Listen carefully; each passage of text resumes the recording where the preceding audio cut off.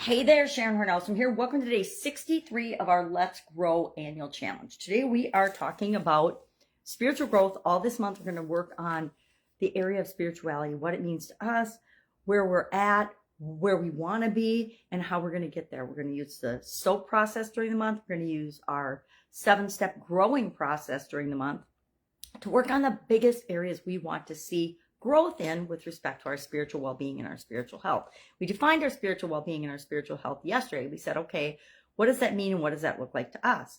Now, today we're going to talk about our spiritual core values. What the heck? We know that our core values are the most important things, those things that we hold dear. And our action item today is going to be to share one of our top core values with respect to spiritual growth, spiritual well-being, and spiritual health. It's up to you which one you share. You don't have to share your most important one. Sometimes I say share your most important one, and you can do that if you want, but you can also share just one that's really like in the top 3 to top 5 things that you value about your spirituality, spiritual growth, and spiritual experience here on planet Earth. So I'm going to give you a couple of examples just to get you thinking and get you started. I have not done mine yet, so I can't share those because I'm going to do the action item along with you today. It's Sunday where I am, and so I think Sunday is always a good day to reflect on our spirituality and how we're showing up in the world, right? For ourselves as well as for other people, and how connected we are to something outside of ourselves, something bigger than just us. I like to think of it personally in terms of big me and little me. Little me is this physical being living here on the planet. Big me, or you, and big you, little you, etc., is my soul, my being. And there's lots of different debate and talk about what that is and what that means and how that really is. And it's up to you to decide what you believe or not.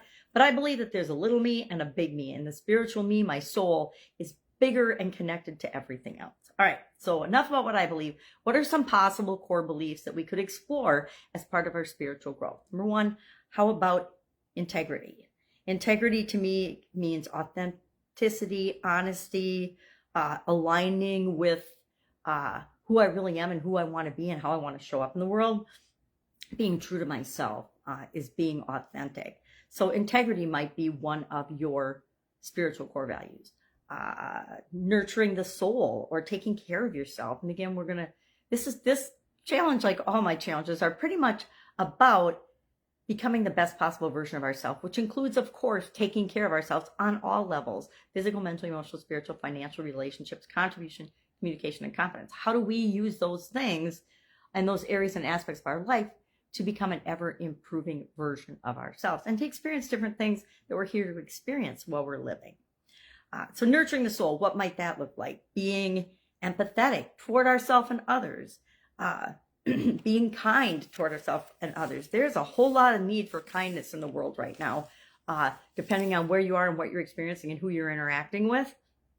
There seems to be this loss of hope, loss of connectivity to something outside of ourselves, spirituality, and loss of kindness toward other human beings. I mean, I could give some examples, but I won't because they're very personal. But sometimes people are just unkind, and it's just actually easier to be kind to other people than it is to be unkind.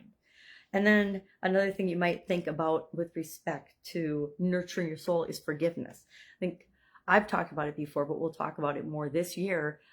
Forgiveness is for you. Forgiveness is for me. When I forgive someone, I'm not forgetting what they did. I'm not saying what they did is okay or right. I'm saying I need to let it go and forgive so that I can move on with my life. So often we hang on to hurts and things people say to us, and we blow them out of proportion. We make them bigger and bigger and bigger, at least in our mind. And then it comes out in different ways in our life, which aren't very kind or aren't very empathetic and definitely aren't forgiving. So we want to keep an eye on that. And then the third one that I think of when I'm thinking about spiritual growth is gratitude. Again, gratitude comes up in a lot of different areas and aspects of our life because it's such a powerful tool that I suspect the vast majority of the planet does not practice. I've had a gratitude practice for, well over a decade now, probably going on 15, 20 years, maybe closer to 2 decades, where I spend time every day just taking a deep breath and appreciating what is, being in the present moment and appreciating how awesome my life is. Even when things are going bad, there are so many people that are doing so much worse and having so many more challenges and difficulties. Sometimes we just need to appreciate what is. And we do that by being mindful. Mindfulness is a way to be grateful, by appreciating and thanking the world for the things that are working out in our life. Because although the negative things, the things that are giving us challenges that aren't working out in our life, tend to take up the most of our mind, power, and attention, the truth is, there's almost always way more things going in our favor than are going against us. And then generosity. Are you being generous and kind and to others? Generosity doesn't have to mean giving money or resources away. It can be generosity in your kindness and your kind words and your praise of other people and your compliment and appreciation of them. So today, what are we going to do? We are going to think about and brainstorm and notice as we go about our day what things are important to us and our spiritual growth, the core things that are important to us. And we want to capture those, meaning write them down. That's why we have, and I hope you have by now we're into day 63, some kind of a book or journal that you're doing your action items in and taking notes and keeping track of what's working for you. Doing it for you. This whole challenge is about you learning more about yourself and becoming a better version of yourself and growing. That's what growth is all about. All right. If I can help you in any way, just ask. Otherwise, I'll be with you tomorrow. Have an awesome day.